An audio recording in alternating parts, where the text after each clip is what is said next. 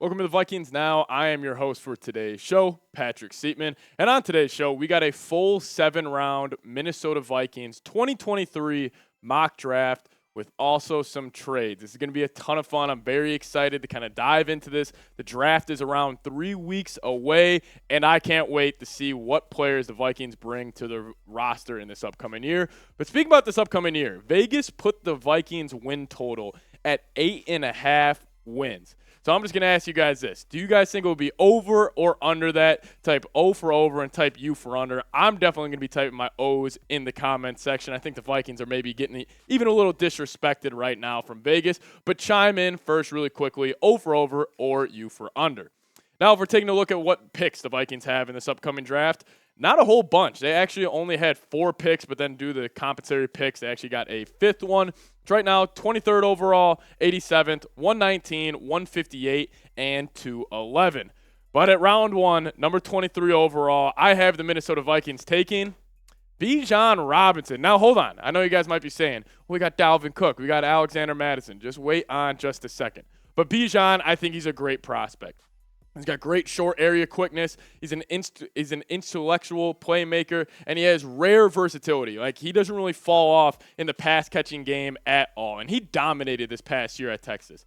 258 carries, just under 1,600 yards, just over 6 yards per carry with 18 touchdowns for Bijan. He was a force at Texas. And honestly, I think if this was 2010 with kind of where the league was and where offenses were back in 2010, I think Bijan might have been the number 1 overall pick. Like, I really do believe that. He is that talented of a prospect. Probably the most talented running back prospect we've had since Saquon Barkley. Just the way the NFL has kind of gone with being more pass-heavy, kind of all the rules are kind of leaning towards kind of favoring the quarterback and favoring the pass game. I really do believe if this was 2010, early 2010s, Bijan might have been the number 1 overall pick in the NFL draft. But I'm going to make this the pin comment on today's show. Would you draft Bijan Robinson at 23rd overall? I know this would be a kind of bold pick because obviously the Vikings do have Dalvin Cook and Alexander Madison still on the roster. But give me a D for draft or a P for pass at the pin comment on today's show.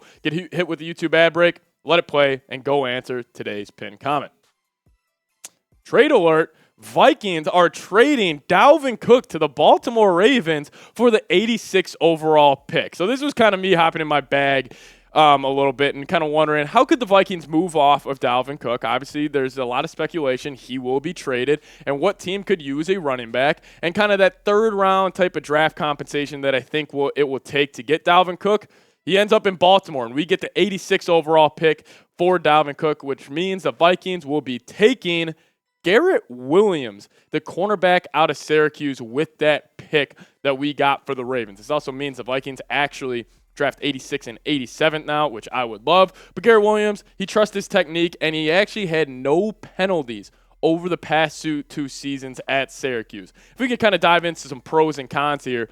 Pros, he's got great footwork. The cons, he doesn't really have that top-end speed you would want for a true man-to-man corner in a Flores system. But he plays under control. Like I said, he had no penalties over the past 2 seasons. And one con I have noticed on his tape, he plays the man a lot more rather than the ball. And us Vikings fans know that Cameron Dantzler, he fell victim to that a ton. He would just play the man instead of actually playing the football. And also another pro for him, he's a really good run defender. He is a very physical corner. He's not scared to step up and make plays in the run game. And honestly, drafting Garrett Williams would help this Vikings cornerback room out a lot. Because right now, Byron Murphy's sitting at cornerback 1 for the Vikes.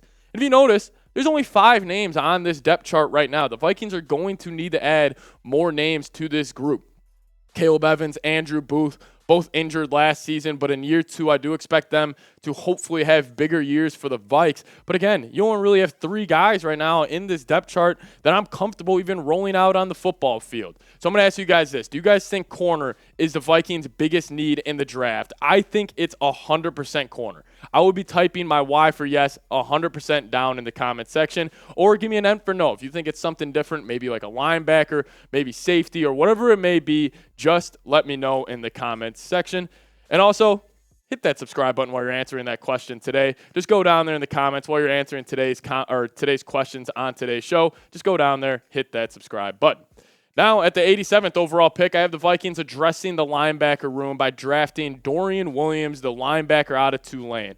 Fun fact about him, he was a team captain this past season, and he was a 3-year starter at Tulane, and he plays with great instincts, and he has great knee bend. And what I mean, he can really get low in getting around the opposing team's offensive linemen, and hey, he was a freak at the combine. I mean, look at these results here. He ran a 4.49 40-yard dash. His 10-yard split in that 40-yard dash was 1.54. He had a 33.5 vertical inch jump, and also broad jump sitting at 10 inches, which is in the higher half of the linebackers at the combine. But this Vikings linebacker group, you're going to need to address it in the draft. Listen, I'm a fan of Jordan Hicks, but I don't love him. You guys know I'm a huge Brian Asamoah guy. The speed he brings, I think he could really flourish under Brian Flores. But again, you only have 4 names on this group heading into next season. And personally, I think Asamoah, pairing him up with Dorian Williams, I think that would be absolutely electric. I think they're both fast linebackers that are versatile, and Brian Flores could really have his way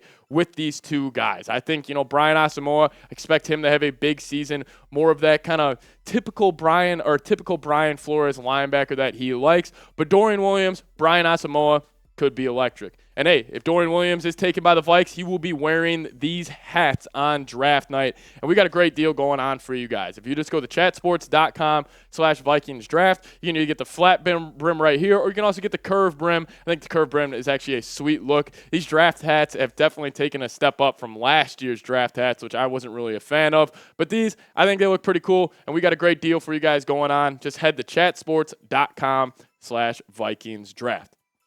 Next pick, round 4, I got the Vikings addressing the defensive tackle position by getting Moro Ojomo. What a great name that is. But he was a 3-year starter, and he has incredibly active hands on the D-line. You always see him making moves with his hands, trying to get to the opposing team's running back or quarterback. And the number one thing I like about him, and a lot of the draft analysis kind of said the same, he rallies to the football until the whistle blows. This is a dude who's going to play all the way up until the whistle, and I just love that out of your defensive lineman. Taking a look at his combine results here, he did run a 5-second 40-yard dash. That 10-second split during that 40 was 1.77. But hey, for a big fella, giving a 33-inch vertical jump, kind of shows that athleticism there. His broad jump was 9 feet and 4 inches. And then his bench press, where they're repping out 225 on the bench, was at 29 reps, which is pretty solid. But this Vikings defensive line group, again, you're going to need to upgrade it, and I think he would do a great job doing so. Dean Lowry, we picked him up from the Green Bay Packers. He's been honestly, I think he was one of the more underrated pickups of this NFL free agency period. I love Harrison Phillips. Chris Tonga, I like him. Don't love him, though. I think if you would add a guy like Moro in there, I think he could maybe not start right away, but down the road, he could be a potential starter for the Minnesota Vikings. If you guys want more of these mock drafts, we haven't really done too many of them on the channel right now. Show me. Just hit that subscribe button. I think these are fun to do with the draft only 3 weeks away. This would be a great way to show me that you guys want more mock drafts. I can hop in there and see how many subs we actually get from this specific video. So if you guys want more mock drafts, just go down there, hit that subscribe button. It's completely free, and it helps us out. And if you're watching still during this video, you kind of like what we do here, so go hit that sub button. Now, this is my favorite pick of probably my whole mock draft, is Bryce Ford-Wheaton, the wide receiver out of West Virginia. The Vikings obviously have question marks at that wide receiver 2 spot. I do expect it to be KJ Osborne or maybe even an Odell Beckham, but probably KJ Osborne. And then that leaves that wide receiver 3 spot open to a lot of different options. But Bryce Ford-Wheaton, he's 6'4", 221 pounds. He's got a big frame. He's got this huge, massive wingspan. And last year at West Virginia, he was a jump ball specialist. But man, take a look at these combine results here. This is what kind of this excites me about him as a prospect. He ran a 4.38 40 at 6'4", 221. That 10-yard split on that 40, 1.54 seconds. He's got a 41-inch vertical jump.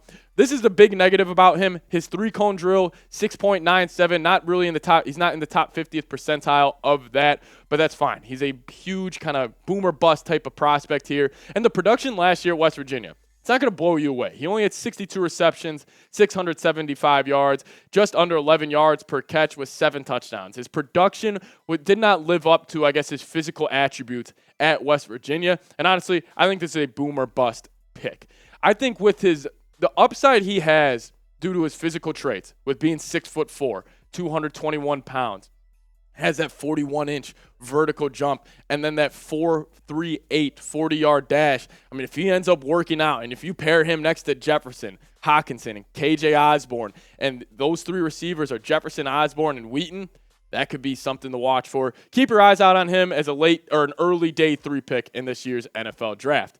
Now we got the Vikings taking the dude with the longest name in the NFL draft is Dorian Thompson-Robinson, the quarterback out of UCLA. Guys, this would be your Kirk Cousins replacement. He's a very solid dual-threat quarterback. And honestly, Dorian Thompson-Robinson, if you watch his highlights, I mean, you're probably watching him and you're like, man, how is this guy not going in the 4th, 5th round? He'll probably be a 6th or 7th round pick. But if we're going over some pros and cons for him, out of all 4 years he's been at UCLA under Chip Kelly, he has shown steady improvement every single year. And I just like that out of a quarterback, obviously out of any prospect, but especially a quarterback, you want to see improvement. Cons he has. He loses track of zone defenders. He'll kind of be sitting back in the pocket and he'll think something's open, but he'll forget there's a zone there on that side and it could lead to interceptions.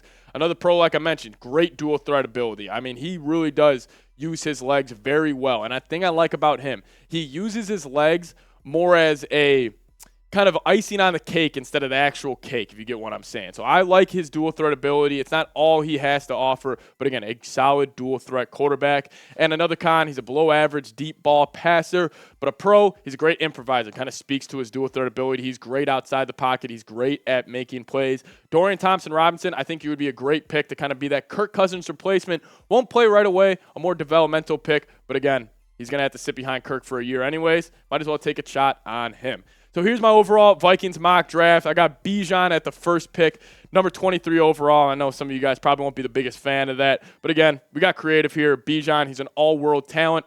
Garrett Williams, definitely need to address the cornerback position. Dorian Williams, definitely have to address the linebacker position in this year's draft. Moro Ojomo, the defensive tackle out of Texas. And then my favorite kind of boom or bust day 3 prospect, Bryce Ford-Wheaton, the wide receiver out of West Virginia. And then, hey, I got creative with the last one. I decided to go Dorian Thompson-Robinson, the quarterback out of UCLA. But get down in the comments. So I see this one more time. Grade my Minnesota Vikings mock draft. Give me an A, B, C, D, or F. As always, Skol Vikes.